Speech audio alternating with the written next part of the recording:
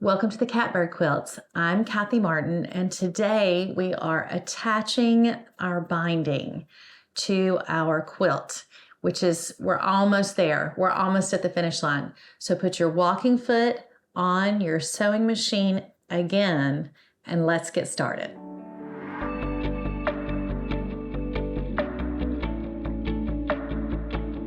So if you're not familiar with binding, other than just cutting 2.5-inch strips and sewing them together, the purpose of binding is to enclose all of the rough edges of your quilt top, the batting, and the backing. And so the way we do that is we're going to sew right along the edge. I have it pinned so you can see. And we're going to do that with the sewing machine because it's quick and easy. And then imagine pulling the pins out. We will fold that back and then fold it over, and it will cover up this seam line on the back from the machine stitching on the front. And so what we will end up with is this on the back, which we will hand stitch with a mostly invisible stitch type. And then the front, because it has been stitched down with the machine, will be a nice, hopefully smooth, just a nice clean edge. And the corner will fold this back, and it will have a little mitered, if you're familiar with that term from construction, a little mitered corner on the back. And then when we turn it over and stitch it down, we will also miter the back. And so that is a very rough estimate of what we're going to be doing. That's our goal for today. So obviously this was my practice quilt, just to give you an example. I'm going to be using some binder clips. This is what these are, these lovely little guys. And so instead of pins, because I happen to have these, I'm going to be using my quilt binding clips. You may use just regular pins like I just had, or you can, if you want to get these. I did not put this in the list of things that you have to have, because honestly, you don't have to have them. But if you're enjoying this process a lot, you may want to get some binder clips. They're in the description down below. So that's there for you in the future. You may use pins. I also have these little fun pins that my husband got me for Christmas. They're very thick, but they have that little butterfly on the edge, and it makes them easy to pull out. So really doesn't matter what pins you use, or if you want to get the binder clips, you certainly can. So I have my binding, which I actually took a little bit of time and trimmed all the frayed edges. This particular fabric that I'm using is, gosh, just prone to fray. So as I handle it, you're going to see those threads just come loose. If yours is already like that, it's okay. You don't have to trim it because all of that is going to get sewn down. So here's my binding.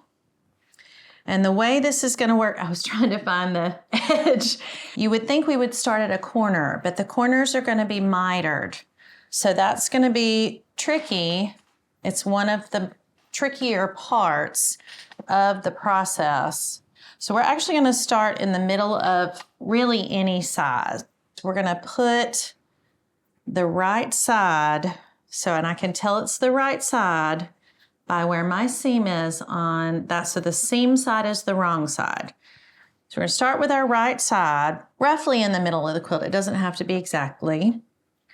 And we're going to fold that in half. Now I mentioned that I do not iron my binding in half. A lot of people do. I learned by not. And so mine is not ironed or pressed. And we'll see how that plays out when we get to the other side. So I moved my sewing machine out of the way and my little tomato pin cushion and put my scissors away. So now I feel ready. Here's my quilt. I'm going to fold this back. And what I'm trying to do right now is line up the two edges of the binding to the edge of my quilt. And I'm going to put a little clip right there. if I can make it do. And I'm going to actually do this all the way around the whole quilt. The purpose of me clipping this at this stage, or pinning it if you're using pins, two things really. The first is that we have enough binding to cover the whole entire quilt. I have heard horror stories of people who thought they had enough and maybe did their math wrong and then got around and like, oh, shoot.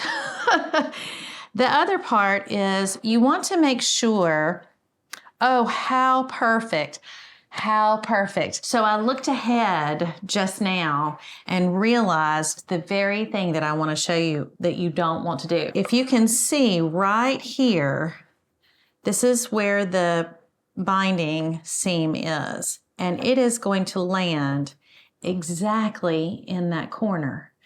And that is one of the, I said in a previous video, I don't ever say avoid or don't do. Don't do. Avoid at all costs. Danger, Will Robinson, because you have the seam plus that's actually the seam, the fabric plus the seam, two of them also on the back, and then now we're going to try to miter that. So you would be sewing over multiple layers of fabric plus over that seam. It's too bulky. It's challenging enough. It's a little bit fiddly and tricky. It's tricky enough without putting a seam in it. So what I'm going to do is actually just scoot this back. And if I give it about probably 4 inches, that's going to get that seam. And this is why you do this, because if you don't pin your binding all the way around the edges, you'll get to one of those corners and have that situation. It's not what you want. Okay, so I've gotten to my very first corner now, and you can see, here's my seam. It's not in the corner anymore. Corners are a little bit tricky. We are going to, you can imagine sewing this 1/4 inch seam all along here, and you're going to stop sewing 1/4 inch. So your 1/4 inch seam is like this, and then here's the edge of the bottom of the quilt. You're going to come up 1/4 inch, and you're going to sew to right there and stop when the time comes. So what I'm going to do in anticipation of that is I'm actually going to put a little mark. Look how, gosh, man, just about nailed it there. Look at that. Getting better.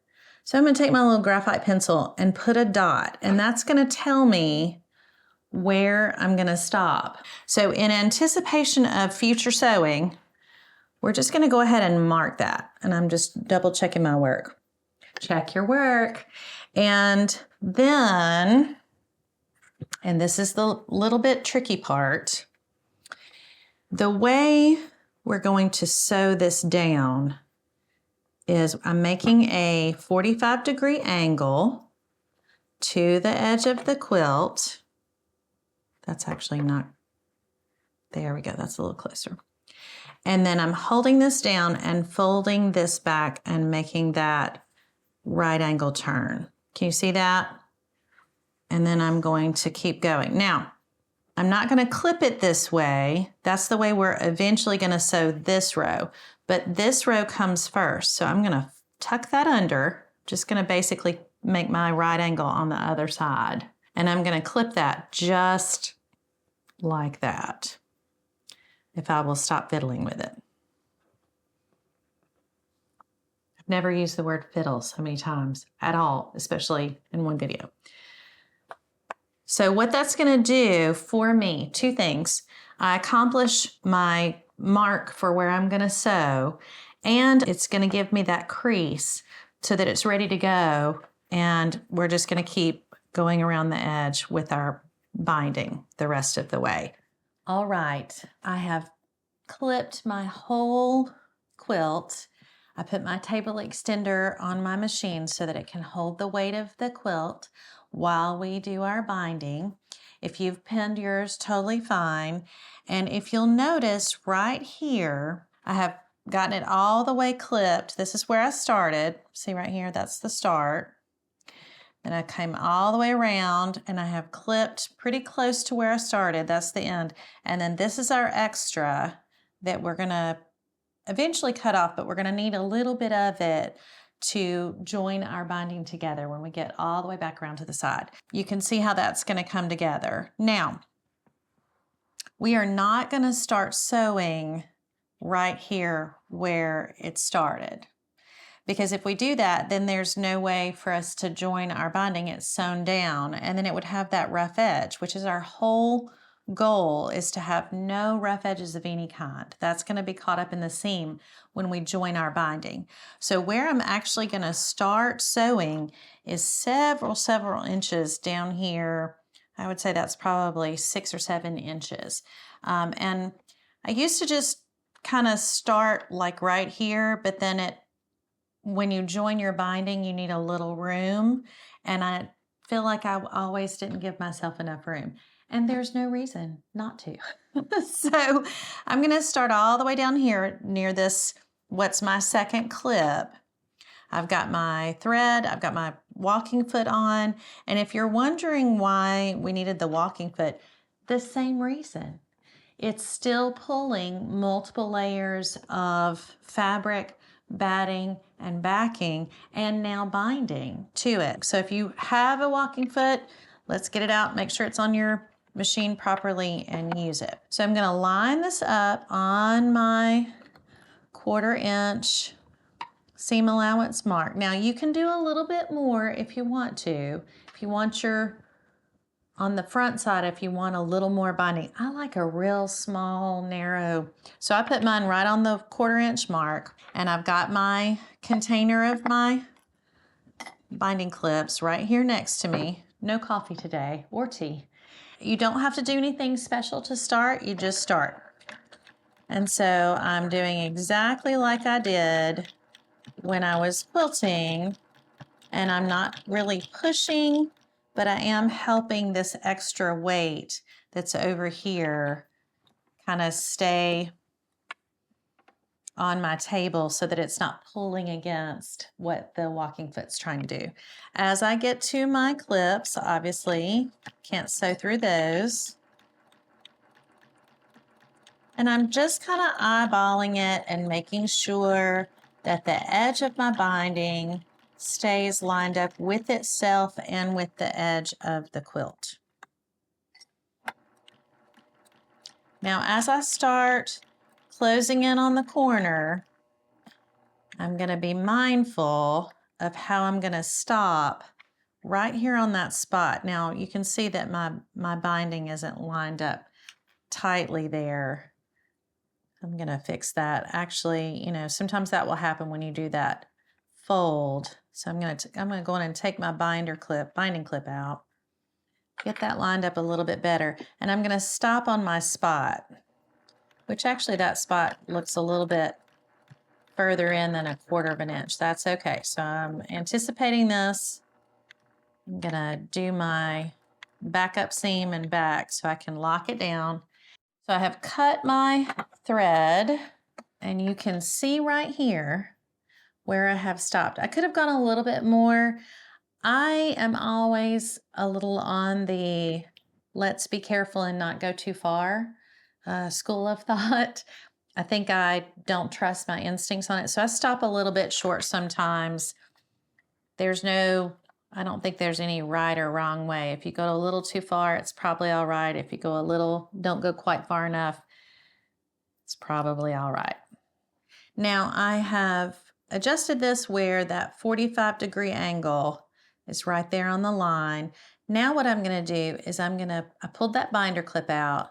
I'm going to actually fold this back. And the goal there, sometimes I nail it. I'm not sure I did on this one. The goal is to have that folded back so that this is a right angle. That's that 45-degree angle that's going to make the mitered corner. And then I'm going to slide this under my presser foot, my walking foot. And I'm going to put that walking foot right down on the edge. And so if you can imagine, this seam has gone right through here and has stopped pretty close to that. Now we're going to sew across it, and that is what will make that mitered corner. And now we're going to start in on this plane.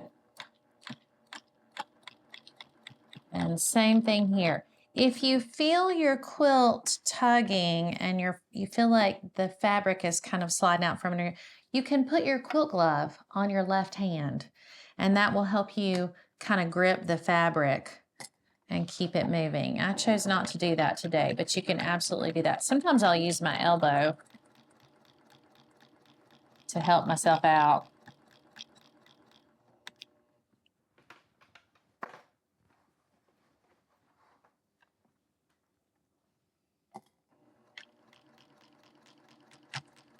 I'm very tempted at this stage to really gun it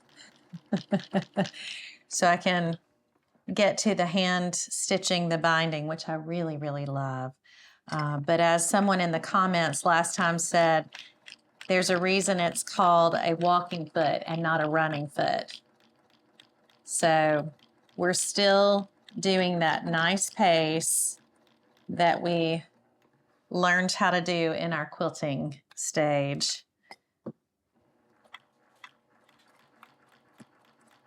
Now again, all I'm doing right here is just making sure that the edge of my binding is staying lined up with the edge of my quilt. And we're coming on to that tricky part. It's not really hard. It's not a difficult thing. It is a precise thing. Understanding the math of it helps a little bit, knowing that those two 45-degree angles are going to come together and where to stop. It's just tricky, but once you get the hang of it, it's not hard. It's just you have to be precise. And boy, isn't that quilting? All right, so here we go. I'm going to pull my binder clip out. Ooh, my quilt got folded under there. Good thing I stopped. Goodness. All right, here I go again. So I'm going to sew right up to that spot. I'm going to lock that stitch in. Sometimes I'll do two. I think this one might have been a little bit better than that first one. So you can see right there, sewed right up to that. Gonna fold that back. And I do have to kind of, you notice, like if I just folded it, well, now I got it fixed, but if I just folded it, sometimes this gets pulled out like that. Do you see that? Here, let me do an exaggerated version of it. This is what you do not want. You don't want that leg of this to have come free. You want it to really be lined up and underneath in that straightaway. So I'm relining up. It's nice and straight. Hopefully I've missed it just a little bit on this one edge, but I think it's going to be a negligible issue.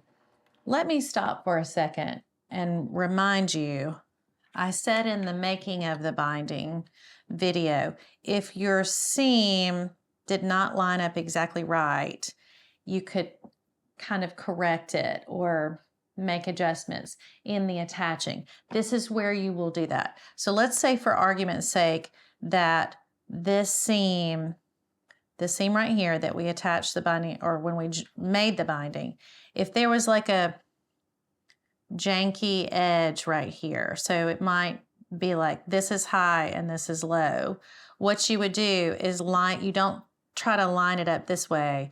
You would just scooch it over, and if it didn't quite line up, that's okay. And then you basically straighten it out with your seam, if that makes sense. So I'm going to continue to sew around. I've got one more corner, and then once I make that corner and start getting to the edge of the binding, we're going to stop, reorient so you can see how to join the binding in a very clear manner, hopefully. We've now sewn around our whole quilt and stopped at a distance just about the same from the beginning. So several inches. In fact, let's just take a look at that. So here's where we started. My first seam right here. I've sewn all around and I've stopped right about here. So you can see all that's left are my two little clips that are holding the ends. And the reason why I stopped back there, when we join our two ends, we're going to have to kind of fold the quilt to get it out of the way to sew it together. So you just need some wiggle room. You just need a little space to be able to move your quilt out of the way.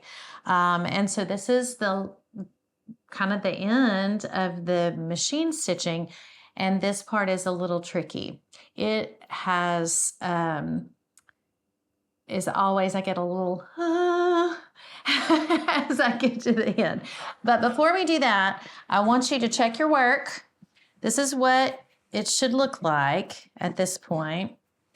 So you got your seam all around the edge and then this little flap. And you can make sure you've done it right, just like that, and over to the back, which will cover the seam. So here's our seam. And this will get folded back over like this and cover that up. So that's looking good. This is where we're going to get our corner mitered. And that's looking pretty good, a little lumpy. So you can kind of start to visualize how that's going to look. Let me lay that down so you can see that. And it will be that way. The basic premise is create right angles with right sides together. Sew on the diagonal, cut the excess off, and finger press the seam open. We're really just making binding at the end. We're just attaching the two ends. The tricky part is, as you have probably already gathered for yourself, that it has to fit tightly so that when we sew it down to the quilt, there won't be a big lump or gather or whatever. And so that's where it gets a little dicey. So there is the beginning of my binding. Here is the end of my binding, right? So you can see that that's what we're trying to accomplish. So we're going to need to get this end cut in such a way that it lines up with that other end. First, I'm going to put a mark. I'm taking my bottom piece and putting it on my top piece so that I know where that needs to line up.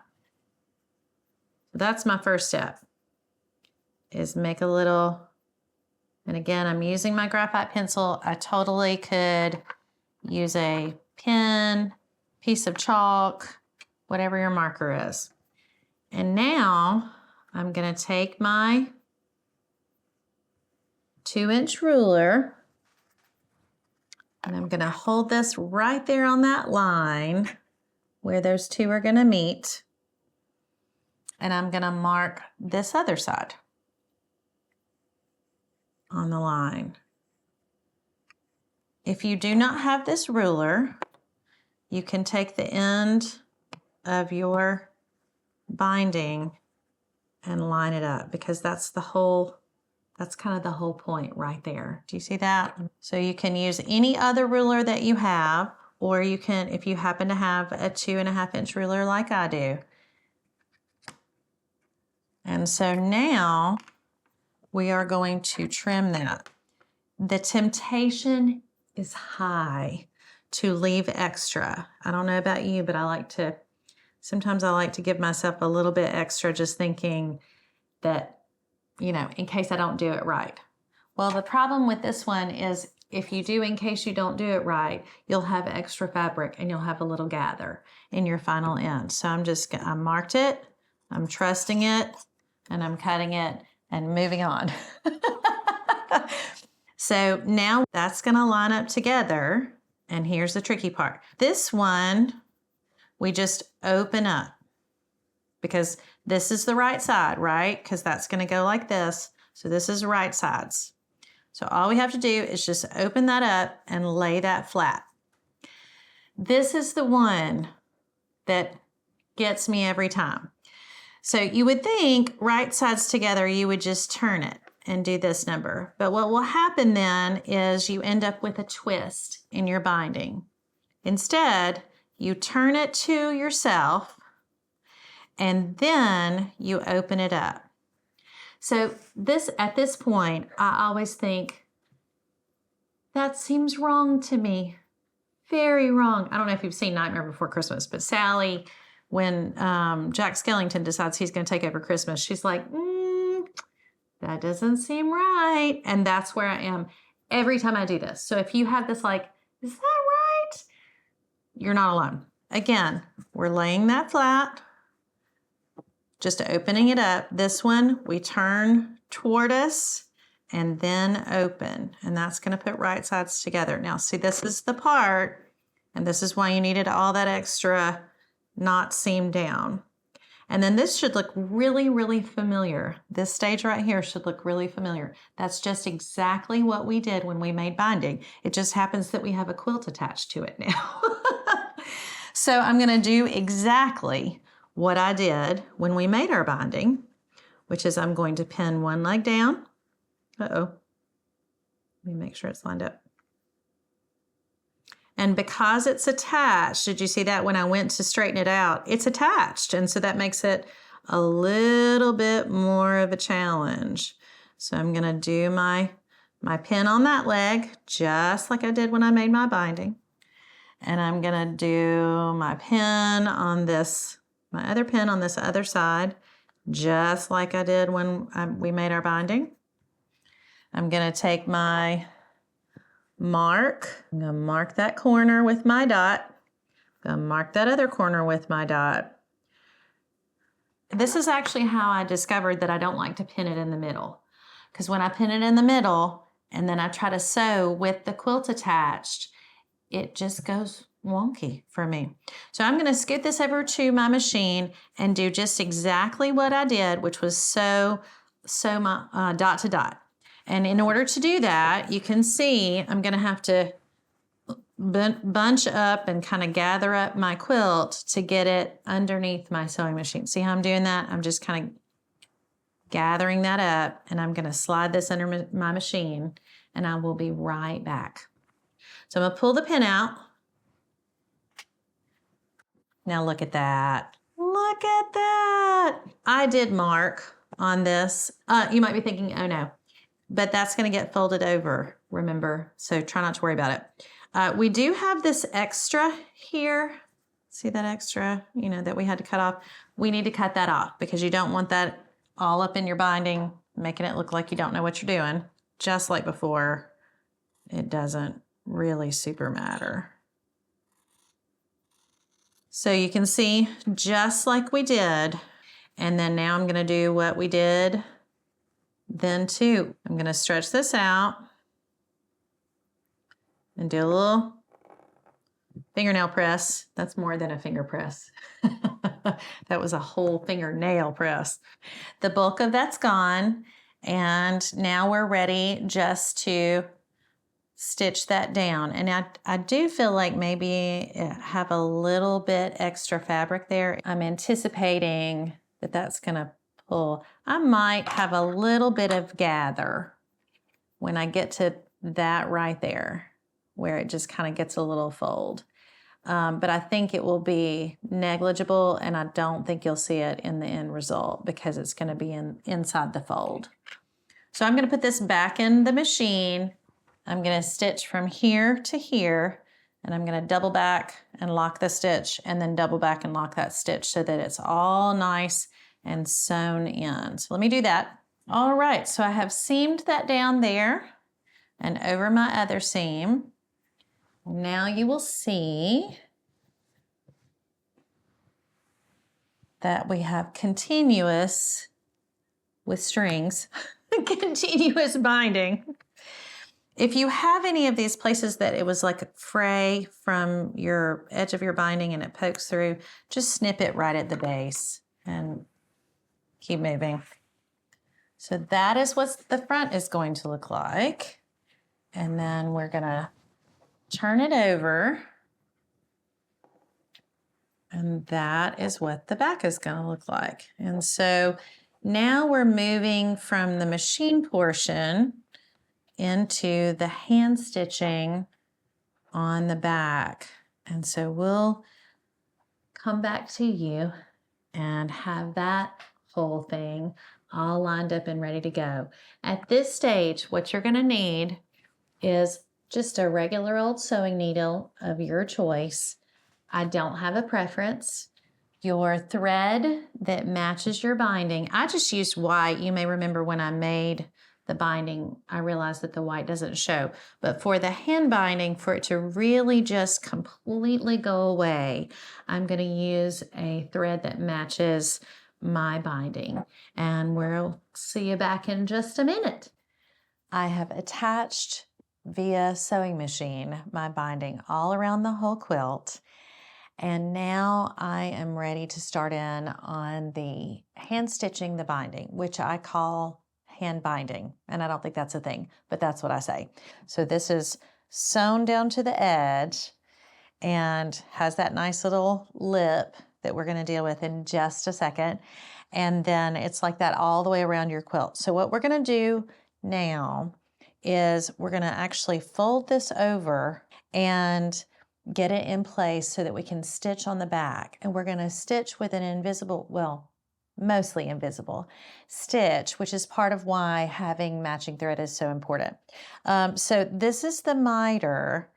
You can see that right there, how that comes together on a diagonal. Now it's going to be a little bit puffy, so it's not going to be totally flat just yet because we haven't sewn it to the back. So it's going to feel like that looks like a little tube right there. And honestly, it kind of is a little tube right there. So this is what the front is going to look like. But first, we need to get our quilt binding folded over the back. Now, here's the deal about this. I have particularly stretchy binding, and so mine is wanting to pull and curl. You may have that same scenario. This is why we did not press our binding in half, because we're going to fold this over just like that, and the inside piece of fabric of your binding has to go less distance than the outside, which makes sense because it's having to go from that seam all the way over into the back, whereas the inside seam is just going right over the lip. So what I do is I hold my fabric in such a way that I'm not pulling this direction or pulling this direction or folding. I'm just literally putting my fingers right here on the seam allowance and folding straight over. Do you see that? You don't want to get it kind of off that, I guess that would be a perpendicular fold. My particular binding clips, they're curved on one side and flat on the other. I put my curved side on the front of the quilt and I put the flat side on the back. That way it kind of flattens it down so that it'll be in place. You can see, and fortunately for us, our pieces of our quilt piecing is just about the distance that you need your next clip. So that works out nicely. Just right there where our crosshatch meets, I'm just going to put a clip. Now, if you don't have the clips, totally fine. You can use a pin, and you can put your pin like this. Can you see that? And that allows you to still access the edge of that fold, which is where we're going to attach our seam. And if you want to, you can bury the end of your pin into the batting of your quilt so you don't stick your finger if you happen to be using pins. So we're going to get right here to the corner. Now the corners are the most challenging part of this process because we're trying to get that same miter that's on the front, we're trying to get on the back. I like the fold to go the same direction as on the front.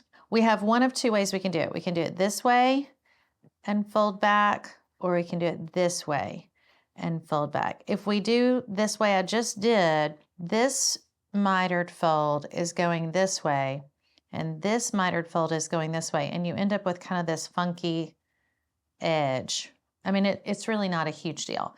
But what I've found is if you fold back the same direction as your front, then you can kind of use your fingernail and you get, can you see the difference there? So that's what I do. And if you get there and don't do that, it's so NBD. So I'm going to flatten this out, and I'm making a 45-degree angle with that fold. So here's the straight line, here's the right angle, here's the 45-degree angle.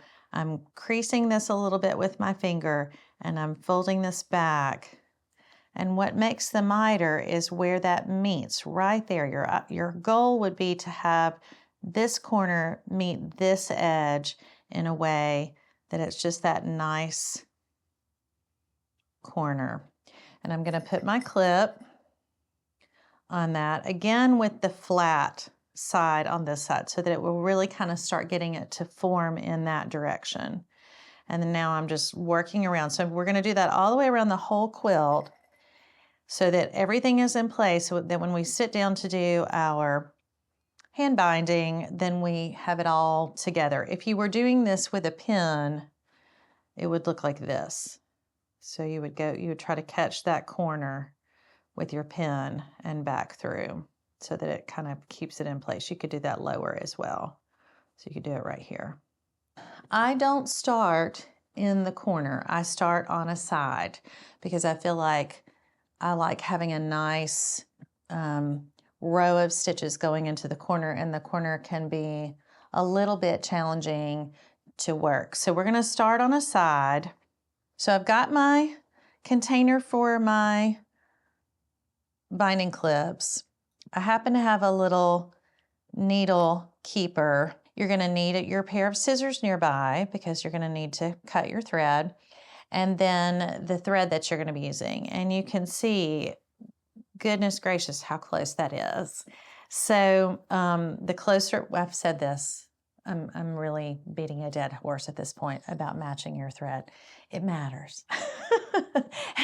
And it matters in this stage a lot. So you want to get a piece of thread. It is up to you how long you want it to be manageable for you. I tend to overdo how long my thread is, because I can't stand to have to knot off and then start a new thread. I'm just going to tell you the truth. So I tend to do too much, and then it's like I'm greedy. And then I start sewing, and then it catches and knots on itself, and then I get frustrated, and then that's unnecessary. So I'm doing, you can't see that probably. I don't know. I just picked a length, to be totally frank. And so we're going to put that thread away. I'm going to keep my scissors nearby. And I want to show you, if you don't already know, how to make what they call a quilter's knot. So first I'm going to thread my needle. What I'm going to do is hold my needle in the upright position and the long piece of my thread back behind it like that. And then I'm going to put that between my thumb and my forefinger. And then now I'm going to take that same thread and wrap it around the needle. I do it 3 times. You can do it 2, or you can do it 4. And then I'm going to just pinch that with my thumb and thumbnail, and just pull my needle through. And there is the knot right there. And that's actually called a quilter's knot. And then take my little snips and trim that down. Put my scissors back where they're accessible. And now we are ready to go. I'm going to just start here. And I like to start kind of coming at this from an angle from the opposite side, so that it comes out this direction. And it's just about time for me to put my thimble on. I have 2. I have this one, which I really love because it's got the air holes in it. I have always hated the metal thimbles, because I guess I don't think about my hands sweating, but I guess, I don't know. And it just feels restrictive. This is kind of a silicone or rubber, and it's got that air hole in it, which I really like that. Plus it's got the grooves for your needle. But recently, my husband bought me this leather one, and I love it. I love it so much, I love it. And it just feels more natural. And I almost feel like I can, when you put a thimble on and you can't really, this is going to sound really insane. You can't feel where the needle is because of the thimble. I still get a sensation like I'm using that finger. So I like that. So now I'm going to fold my fabric back, my little binding back. Now our invisible stitch, really what it is, we're going at an angle from this backing fabric through to the binding at just a very shallow diagonal. So if I did that, then my thread would come up right here in the middle of my binding. Where I'm trying to get my thread to come up is actually right there in the edge. It's almost like doing a hem, if you've ever hemmed anything. I'm holding this in place. I'm actually already underneath, but I'm gonna stick it back in. And I'm just going at an angle, and I'm gonna come out and get enough of that binding that it will hold it down, but not so much that I'm in the middle of my binding. So we're just gonna go at a very slight angle from the backing to the binding and pick up enough of the binding that it will hold it, but not so much that I'm way in the middle of it, and pull that through. And you want to pull enough that it's attached, but not so much that it pulls. And then now I'm going straight back down. So before I was at an angle, this time I'm going straight back in, and I'm going to do the same. And I use my thumb to guide where I come out in my binding. It's straight down like this, and then diagonal up into the binding, and then it comes out in the binding and goes straight down in this plane, and then diagonal. That's what we're going to do all the way around. Now what I'm doing when I go into my backing fabric, I'm picking up backing and some batting, but I am not going through to the front because I do not want my silver thread to show through. The whole point of this is for it to look like it's attached by magic. It's like magic sewing. So I will periodically turn my quilt over. I use my index finger and my middle finger to kind of feel and make sure I'm not coming through. So I'm using my thumb to guide where I'm coming out on my binding, pulling that through just tight enough where it's attached, but not so much that I see it puckering. I am notorious for pulling too tight, and it kind of looks like it's under duress. Like it's strained. It's really strained. You would be surprised at how little tension needs to be there for the binding to stay in place and to hold. It seems like it would really need to be sturdy and taut, but just the sheer number of stitches and the way the binding has been attached, it's really not going anywhere. So I'm going to work that system all the way around, and I am trying to maintain a fairly uniform stitch length. Mine is probably a little bit shy of 1/4 of an inch. Okay, perfect time when I was feeling with my with my pointer finger. No, index is pointer. My middle finger, and it felt like it went through that front, and it did. Do you see how the needle came through? So I'm going to actually back up. It really won't hurt anything if it does come through. It's just, you don't want it to, first of all, look like it's pulling, and you don't want to see the thread on the other side. It's not going to be so obvious on those light pieces. A lot of people do not like this process. I wish I could do this for a living. This is so relaxing, and which is probably why my voice. This is like a happy place for me. So I will do this in the evening. Sometimes when I get off work, which a lot of times I'm too wired up to do, or too frazzled. Frazzled is probably better word, but it's just a very meditative, for me, very calming process, and you just do that all the way around. I'm going to stop, get down this row, and then I'm going to get to a corner, and we'll talk about some ways to miter your corner when you get ready to do your thread. I've just been happily stitching away, talking and stitching, my two favorite things, and I've gotten to the place where I'm at a corner, or very nearly at a corner. So you can see I've just stitched along this row. And actually, that looks like that has pulled a little bit. Sometimes that will happen. And I'm anticipating, this clip was right here, I just took it off. I'm anticipating getting to the corner. So what I have noticed right away is where I clipped that was not actually, the miter is not actually right. So before I get to the place where I have to stitch that down, I'm going to fix that. And so it looks like it's too far in this way. So I'm going to change the angle of that little fold so that it comes up just a little bit closer. Let me do that again. Actually, I'm going to have to loosen that thread up just a smidge, which is why we do this. You want to kind of check your corner before you actually get there. So I'm going to loosen some of these stitches. All right, that's a little closer. It may just not come out just exactly right on this one. Perfect. Okay, that's pretty close now. So I have to hold it with my thumb. I want to show you, but I also have to hold it with my thumb.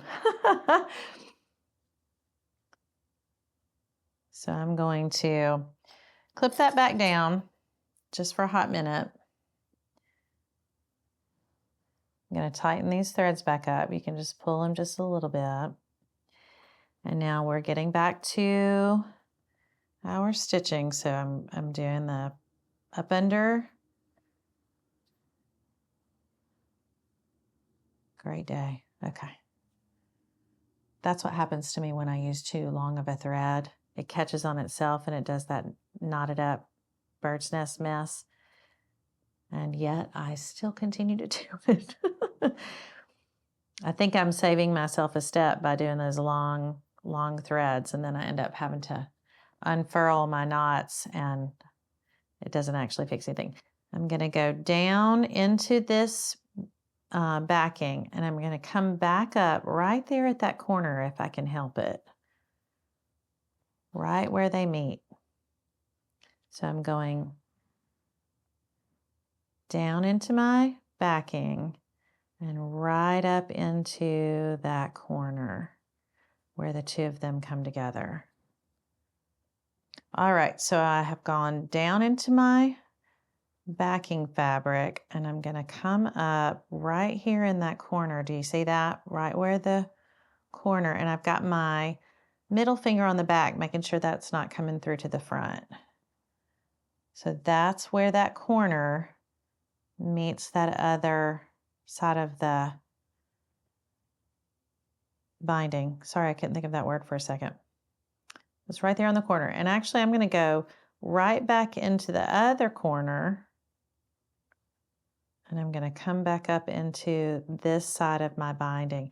Now, there are two ways to do this. You can just stitch across where the miter comes together and just hold it down at that join. And it will hold. You do not have to stitch all the way up the mitered corner and all the way back down. You can just stitch it down right there and keep rolling. I like for even the miter to be sewn all the way down. So that's what I'm going to show you now. So I have come back up, and now I'm doing exactly on this mitered corner what I have been doing all along this way. I'm going down and add a diagonal, back up and just catching the edge of that. I'm going to do that. We'll get maybe one more of those that go in this direction. You see that? And then I'm going to do that again. I'm going to go straight down and then pick back up just a little bit down the road on that edge. Do you see that? It's actually coming out nice now. And then I think I can get maybe one more. So straight down, and I'm going to go right back up into that very corner and pull that. And now it's kind of like, oh, we're to the end of the diagonal. Now what? I'm just going to turn it.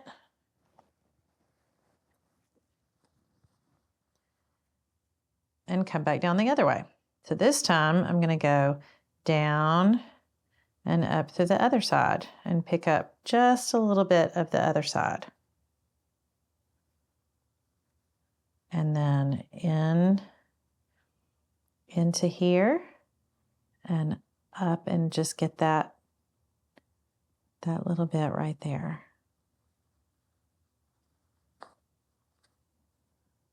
There's a lot of fabric and backing and binding in the corners, so you will have to put a little bit more pressure there. And then now I'm going to do that last little stretch. Do you see that? You can see where that last stitch was. I'm going to pull it just a little bit.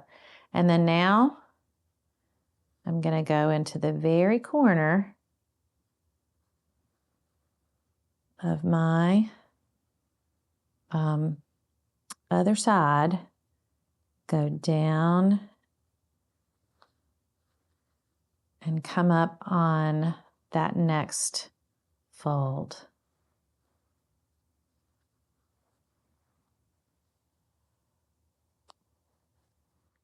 So you see that? That is not perfectly mitered, but it's pretty darn close. So that's what you're going for. Some of them will come out just perfect. Some of them, this particular fabric is really loosey-goosey. I may find the same issue on my other three corners. And for me, there's sometimes you just get to a place that's like good enough. Here's our quilt. It is now, for me, mostly bound all the way around. And so this is what you should have. Your binding attached around the edge, and then on the front, it's just a nice narrow little strip with that mitered corner on the front. It might have a little lump underneath. That's okay. I have left this last corner open, and I'll show you why. In our next video, we're going to do finishing the quilt. And so that's washing, attaching a tag if you want to.